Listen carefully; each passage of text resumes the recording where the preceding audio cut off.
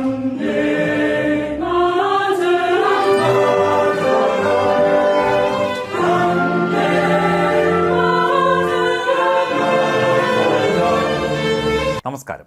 4 പതിറ്റാണ്ടിനിടെ ആദ്യമായി രാജ്യത്തെത്തിയ ഇന്ത്യൻ പ്രധാനമന്ത്രിയെ ആഘോഷത്തോടെ വരവേറ്റ് ഓസ്ട്രിയ. ദേശീയ ഗീതമായ വന്ദേമാതരം ആലപിച്ചാണ് പ്രധാനമന്ത്രി നരേന്ദ്രമോദിയെ ഓസ്ട്രിയ സ്വീകരിച്ചത്. ദ്വിദിന റഷ്യൻ സന്ദർശനം പൂർത്തിയാക്കിയാണ് മോദി ഓസ്ട്രിയയുടെ തലസ്ഥാനമായ വിയന്നയിൽ എത്തിയത്.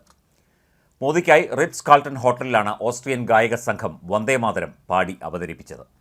കലാകാരന്മാർക്കൊപ്പം നിന്നുകൊണ്ട് ദേശീയ ഗീതം ആലപിക്കുന്ന മോദിയെയും വീഡിയോയിൽ കാണാം.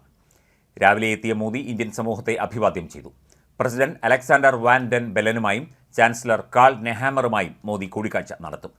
1983 ഇന്ദിരാഗാന്ധിയുടെ സന്ദർശനത്തിന് ശേഷം ഓസ്ട്രിയയിലെത്തുന്ന ആദ്യ ഇന്ത്യൻ പ്രധാനമന്ത്രിയാണ് നരേന്ദ്രമോദി. ഈ സന്ദർശനം സവിശേഷമാണെന്ന് ചിത്രങ്ങൾ പങ്കുവച്ചുകൊണ്ട് മോദി പറഞ്ഞു. വിയന്നയിലെത്തി സവിശേഷതയുള്ളതാണ് ഈ സന്ദർശനം. പങ്കിടുന്ന മൂല്യങ്ങളാലും മികച്ച ഭൂമിക്കായുള്ള പ്രതിജ്ഞാബദ്ധതയാലും നമ്മുടെ രാജ്യങ്ങൾ ബന്ധപ്പെട്ടിരിക്കുന്നു. ഓസ്ട്രിയൻ ചാൻസലറുമായും ഇന്ത്യൻ സമൂഹവുമായുള്ള കൂടിക്കാഴ്ചയ്ക്കായി കാത്തിരിക്കുന്നു എന്നും മോദി എക്സിൽ കുറിച്ചു. ഇരു രാജ്യങ്ങളിലെയും വ്യവസായികളെ മോദിയും നെഹാമറും അഭിസംബോധന ചെയ്യും. 2 ദിവസത്തെ റഷ്യൻ സന്ദർശനം പൂർത്തിയാക്കിയാണ് മോദി ഓസ്ട്രിയയിൽ എത്തിയത്. ഉജ്ജ്വലമായ സ്വീകരണമാണ് ഓസ്ട്രിയ മോദിക്കായി ഒരുക്കിയത്. വന്ദേമാതരം മുഴങ്ങിയ അന്തരീക്ഷത്തിൽ മോദിയെ ഹോട്ടലിലേക്ക് സ്വാഗതം ചെയ്തു. ഓസ്ട്രിയൻ കലാകാരന്മാർ വന്ദേമാതരം പാടുന്നതും മോദി അവരെ അഭിനന്ദിക്കുന്നതുമായ ദൃശ്യങ്ങളാണ് സോഷ്യൽ മീഡിയയിൽ ഇപ്പോൾ വൈറലാകുന്നത്.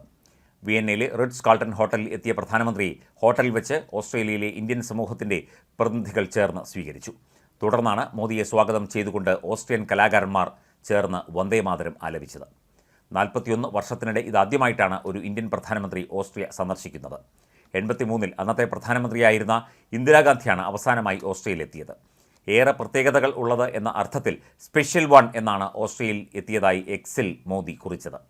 ഓസ്ട്രിയൻ ചാൻസലർ കാൾ നെഹാമറുമായും ഓസ്ട്രേലിയയിലെ ഇന്ത്യൻ സമൂഹവുമായും മോദി ഉന്നതതല ചർച്ചകൾ നടത്തും. പ്രധാനമന്ത്രിയും ചാൻസലറും ഇന്ത്യയിലെയും ഓസ്ട്രേലിയയിലെയും വ്യവസായ പ്രമുഖരെയും അഭിസംബോധന ചെയ്ത് സംസാരിക്കും.